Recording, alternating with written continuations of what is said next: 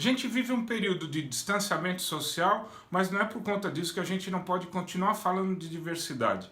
Tem um papo novamente aqui com o Reinaldo Bulgarelli para a gente falar de diversidade e como a gente continuar essa chama acesa para o futuro pós-Covid. Não perca esse vídeo que está muito legal. Valeu!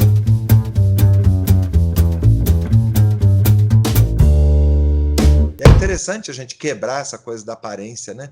Nada contra a aparência, você pode fazer o que você quiser, né? Com a tua aparência, né? A tua maquiagem, o batom, a barba, deixa a barba, não deixa a barba, mas a gente ir para além disso é interessante, que a gente nunca esqueça, né? Disso. Se a Então, gente sabe... o ambiente empresarial, que é muito ligado às aparências, olha muito grife, olha muito aparência, olha muita coisa, falei. Reconheça que teu colega, tecnicamente, é o cara, é a pessoa, a mulher, o homem, é a pessoa preparada para aquilo. Olha, distende um pouco isso. Quebrar um pouco os conceitos e eu acho que sair um pouco dessa coisa, você está dizendo, de atitude, né? Sair um pouco dessa coisa de rede social, ficar gritando em rede social, para sair disso, não que não seja importante, faz parte da vida da gente, mas faça um pouquinho a mais, né? Atitude, coragem, toda transformação demanda coragem, né? E acho que esse é o a rede social é a nossa polis hoje, né? Tudo bem, é um lugar sim de coisa, mas se você não faz nada, isso aos poucos pode uma das coisas aí te deprimir, né? Porque você se sente inútil, você se sente ineficaz, né? Você ficar falando ali só e não tá atuando, né? Para além daquilo, uma das coisas que gera é uma frustração, né? Muito grande. Transformar a indignação que é uma coisa básica. Tem gente que não fica indignada com nada, acha tudo normal. Outro dia eu escutei uma pessoa dizendo assim: a gente morre de qualquer coisa mesmo, a gente vai morrer mesmo, então um Covid a mais, um Covid a menos, que estranho, né? Que pensamento que se desqualifica, porque tem muito aí, né? Nessa coisa da circulação das pessoas, eu fico vendo, tem uma coisa de autoestima, né? Quem está circulando na rua, dando rolezinho, não estou falando de quem está trabalhando, fazendo as coisas que precisam lá, né? Mas gente que vai para a rua para dar um rolezinho, para passear, nem liga para isso. Mas se você se indignou, tente transformar isso em ação, né? Porque eu vejo muita gente indignada, que já é um grande passo, mas não consegue transformar aquilo num gesto concreto, né? E às vezes é gente que fica com um discurso autoritário, em nome do bem, mas também autoritário, né? Eu quero que o mundo inteiro, neste momento, pense como eu, sinta como eu. Eu falo, isso não vai existir, né? Não é assim. Eu vejo pessoas que vão atrás, nunca, se bobear, nunca abriram um livro e elas agora pesquisam em estatística para dizer que não, mas morre muito mais gente no trânsito do que vai morrer com essa gripe. Então tá bom, então vamos levantar da cadeira para mudar também o que tá errado morrer um monte de gente no trânsito, né? Vamos fazer isso. Agora, desqualificar a vida, né? Buscar estatística para desqualificar a importância de uma vida é uma tristeza danada, né? Ainda bem que tem gente bem melhor do que isso. Você viu que no mundo ganhou um nome, né? O negacionismo. Quem nega o vírus, né? Quem nega a sua importância, quem nega seu impacto, quem ainda está chamando de gripezinha, o Trump, o Bolsonaro, são dois, infelizmente, exemplos, né, disso, e várias outras autoridades aí dos governos deles, mas esquisito isso. Então é um diálogo difícil, mas a gente tem que travar, né? Na semana passada o governo lançou uma campanha, não sei se você viu, um outdoor lá, tinha 5 crianças. Todas elas pareciam da Suécia, né? Loirinho da Noruega, talvez do Turcomenistão, né? Que lá eles devem ser loirinhos também. E aí uma pessoa resolveu questionar ali na rede social que aquilo não representava de maneira alguma a população brasileira, na média, né? E um cara teve coragem de entrar lá e escrever, mas o que você tem contra crianças brancas? Esse negacionismo, né, do que está tão escancarado na nossa frente, isso é um desafio que requer mais do que atitude, mais do que coragem, requer resiliência mesmo, né, Renan? Há quem diga que é o déficit cognitivo programado, né? A gente tem isso, né? Uma vivência, lembra que a gente falou de vivências, né? A gente tem pouca vivência de cidadania. Se você olhar, né, para nós, eu sou mais velho que você, a ditadura tirou da gente muita vivência, é muito recente a nossa vivência democrática, né? E nós tivemos aí governos mais democráticos e menos democráticos desse ponto de vista de nos chamar para agir, né? Às vezes governo de esquerda ou de direita não gosta da participação popular, não incentiva a participação popular, o que é de direita às vezes porque não quer o povo falando, outro que é de esquerda porque nós já somos o povo no poder, não precisa mais você participar.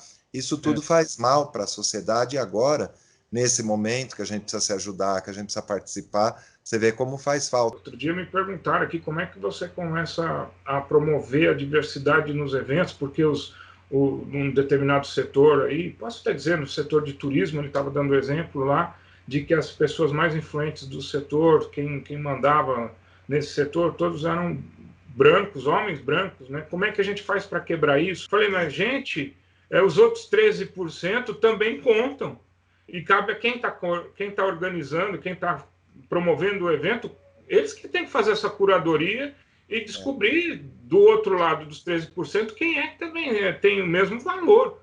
Então, quebrar um pouco desse viés, né, Reinaldo, de que é difícil porque onde a gente olha só tem gente do mesmo jeito. Não, se você procurar, você vai achar. Você deu 2 exemplos aí que são interessantes, você vê, coisas bem práticas. Na comunicação, vamos dizer isso. Comunicação, a foto, a imagem que você quer para qualquer coisa.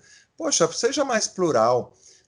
Gere nas pessoas uma identificação. A Prefeitura de São Paulo botou uma família negra para falar do Covid. Não tem nenhum branco lá, nem por isso eu não me deixo de identificar, porque tá legal aquilo ali.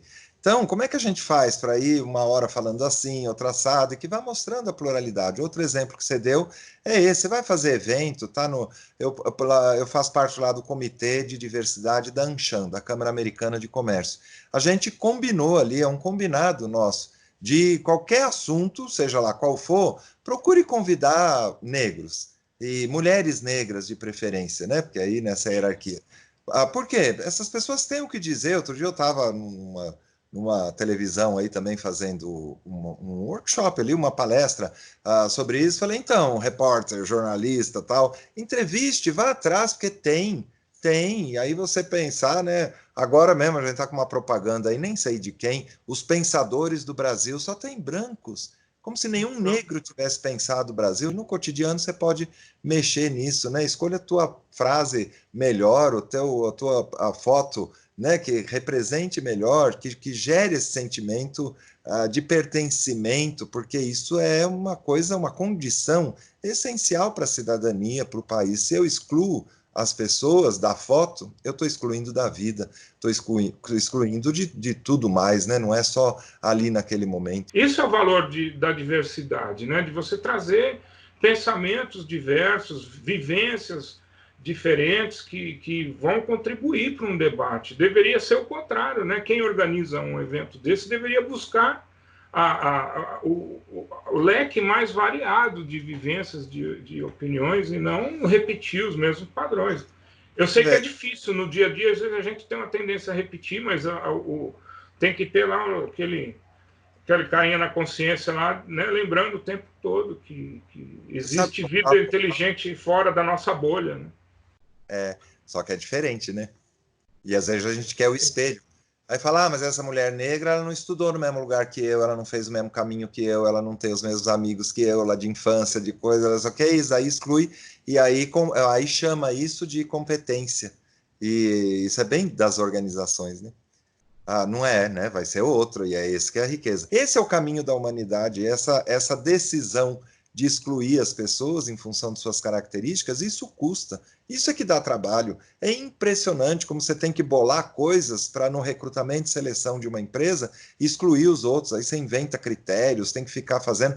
Dá muito trabalho excluir os outros, porque a vida não é assim. A vida é a diversidade. Esse pensamento parece absurdo, mas não é. Quando você deixa fluir, quando a cultura da empresa, que a gente chama, a cultura da organização mudou, a cultura que a gente quer, né, de uma sociedade mudou, mudou e deixou fluir, e aí as vivências vão indicando caminhos interessantes aí, porque a vida é assim, a gente pertencer a essa diversidade humana é um sentimento básico, que essas escolhas que nós fizemos que não deixam, aí fica criando, custa muito caro Tem gente que me fala assim, mas um programa de diversidade custa caro. Falo, depende, né, do que você quer fazer e tal, mas não custa tão caro como você manter esses padrões de discriminação. Que a gente seja muito atento a essas duas vacinas, né? Fique em casa, quem puder, e seja solidário, sobretudo se a gente vai começar a pensar